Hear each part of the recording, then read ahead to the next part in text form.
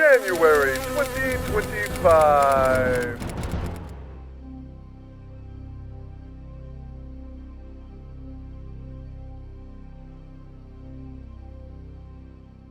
Before I conclude, I want to make sure the committee is clear about a few things.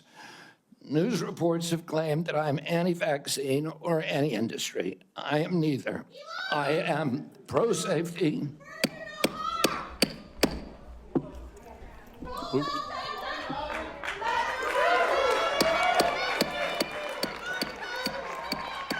have order. Please proceed, Mr. Kennedy. I am pro-safety. I worked for years to raise awareness about the mercury and toxic chemicals in fish, and nobody called me anti-fish. And I believe that that vaccines play a critical role in healthcare.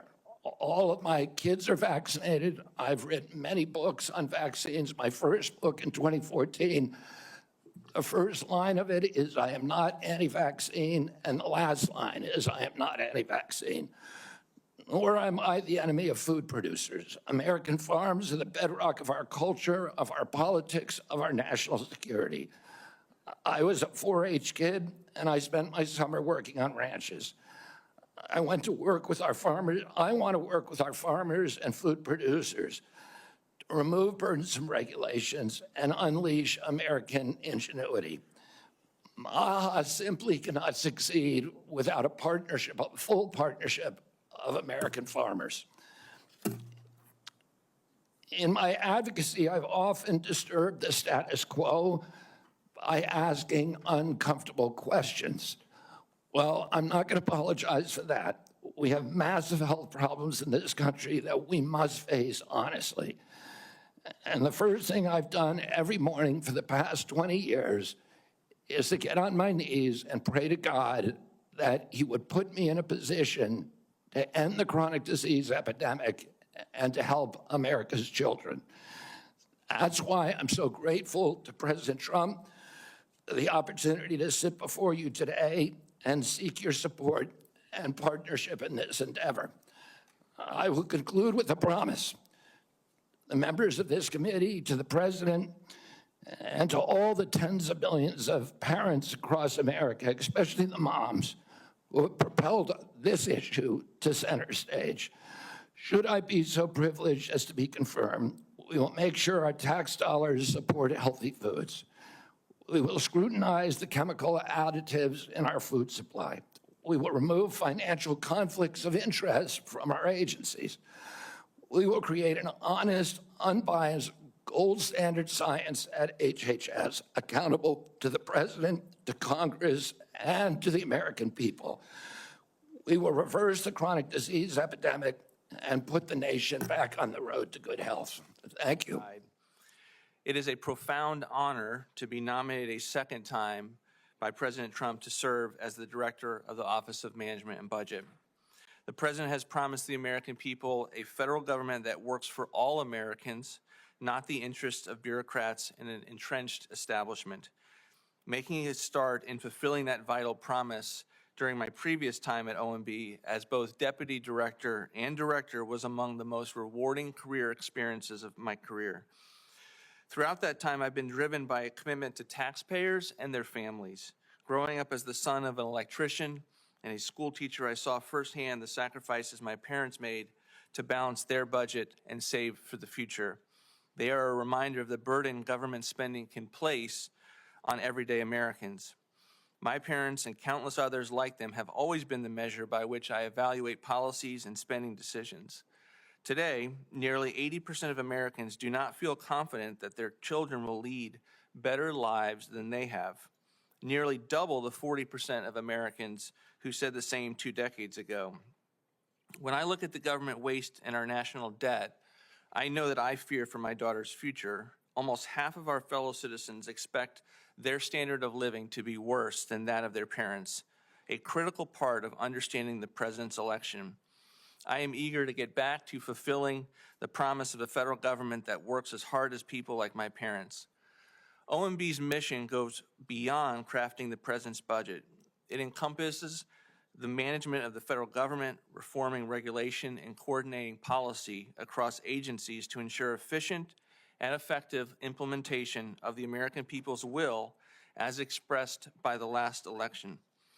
A strong interagency process delivers the best results for all Americans, and I believe OMB's collaborative ethos is key to achieving those outcomes. The civil servants at OMB are among the most resourceful and innovative individuals I've ever worked with. It has been my privilege to work alongside them, and I look forward to leading and supporting them as director once again as we labor together to make government work. We have to use taxpayer dollars wisely because inflation, driven by irresponsible spending, taxes Americans twice. The average American household has lost roughly $2,000 of purchasing power since January 2021. The forgotten men and women of this country, those who work hard every day in cities and towns across America, deserve a government that empowers them to achieve their dreams. While Office of Management and Budget may not be a household term, the agency's work profoundly impacts their lives. If confirmed, I will continue to serve with their best interest at heart, striving to ensure every decision contributes to a more prosperous future for all Americans. Thank you for considering my nomination. I look forward to answering your questions and the opportunity to discuss how OMB can continue to deliver on that vital mission. I'm honored and grateful to President Trump for his trust and confidence in nominating me to serve our country as the Director of National Intelligence at a time when trust in the intelligence community, unfortunately, is at an all-time low. Chuck Schumer admitted a few years ago, quote, "You take on the intelligence community, they have 6 ways from Sunday at getting back at you." For too long, faulty, inadequate, or weaponized intelligence have led to costly failures and the undermining of our national security and God-given freedoms enshrined in the Constitution. The most obvious example of one of these failures is our invasion of Iraq based upon a total fabrication or complete failure of intelligence. This disastrous decision led to the deaths of tens of thousands of American soldiers, millions of people in the Middle East, mass migration, destabilization, and undermining of the security and stability of our European allies, the rise of ISIS, strengthening of al-Qaeda and other Islamist jihadist groups, and strengthening Iran. Here are just a few other examples. The American people elected Donald Trump as their president not once but twice, and yet the FBI and intelligence agencies were politicized by his opponents to undermine his presidency and falsely portray him as a puppet of Putin. Title I of FISA was used illegally to obtain a warrant to spy on Trump campaign advisor Carter Page, using a Clinton campaign-funded false dossier as their so-called evidence.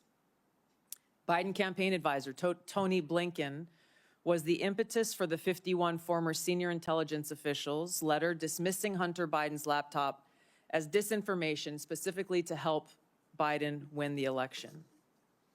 Former DNI James Clapper lied to this committee in 2013, denying the existence of programs that facilitated the mass collection of millions of Americans' phone and internet records, yet was never held accountable. Under John Brennan's leadership, the CIA abused its power to spy on Congress, to dodge oversight, lied about doing it until he was caught, and yet has never been held responsible. Under Biden, the FBI abused its power for political reasons to try to surveil Catholics who attend traditional Latin Mass, labeling them as quote-unquote radical traditionalist Catholics. Personally, just 24 hours after I criticized Kamala Harris and her nomination, I was placed on a secret domestic terror watch list called Quiet Skies. Sadly, there are more examples. The bottom line is this must end. President Trump's re-election is a clear mandate from the American people to break this cycle of failure, end the weaponization and politicization of the intelligence community, and begin to restore trust in those who've been charged with the critical task of securing our nation. If confirmed as DNI, I will do my very best to fulfill this mandate and bring leadership to the intelligence community with a laser-like focus on our essential mission, ensuring the safety, security, and freedom of the American people. As the President's principal intelligence advisor, I'll begin by leading by example, checking my own personal views at the door and committing to delivering intelligence that is collected, analyzed, and reported without bias, prejudice, or political influence. Now, before I close, I want to warn the American people who are watching at home. You may hear lies and smears in this hearing that'll challenge my loyalty to and my love for our country. Those who oppose my nomination imply that I am loyal to something or someone other than God, my own conscience, and the Constitution of the United States, accusing me of being Trump's puppet, Putin's puppet, Assad's puppet, a guru's puppet, Modi's puppet, not recognizing the absurdity of simultaneously being the puppet of 5 different puppet masters. The same tactic was used against President Trump and failed. The American people elected President Trump with a decisive victory and mandate for change. The fact is, what truly unsettles my political opponents is I refuse to be their puppet.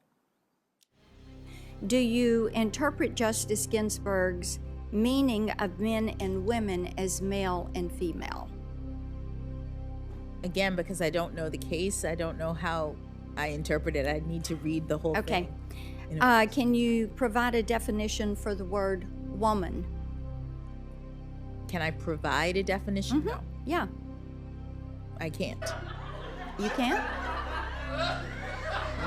Not in Okay. this context. So you I'm not a believe the biologist. meaning of the word woman is so unclear and controversial that you can't give me a definition? Senator, in my work as a judge, what I do is I address disputes. If there's a dispute about a definition, people make arguments, and I look at the All right. law and I decide. So I'm not. The fact that you can't give me a straight answer about something as fundamental as what a woman is underscores the dangers of the kind of progressive education that we are hearing about. Welcome to 2025.